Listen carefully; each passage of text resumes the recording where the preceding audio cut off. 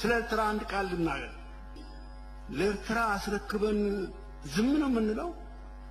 ይውሰዳቸው ኤርትራ ለምን? ይሄን በጥበብ በእውቀት በኤክስፒሪየንስ በዲፕሎማሲ ተጠቅሞ የኢትዮጵያ መንግስት ወደ ኢትዮጵያ ወደ እናት ሀገራቸው እንዲመለሱ ማድረግ መሞከር አለበት። ልክ ምንም ማድረግ እንደማይቻል ነገር በቃ አስረክበናል፣ ሌላ ምንም ምርጫ የለንም፣ አማራጭ የለም ብሎ ማሰብ እኔ ትክክል አይመስለኝም።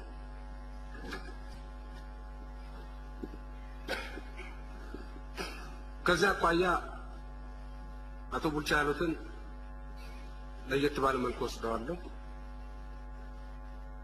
ለምን ለነሱም ተውላቸዋለን የሚል ሐሳብ አላቸው። በኢትዮጵያ የሀገር ሽማግሌ ደንብ ሊባል የሚችል አመለካከት።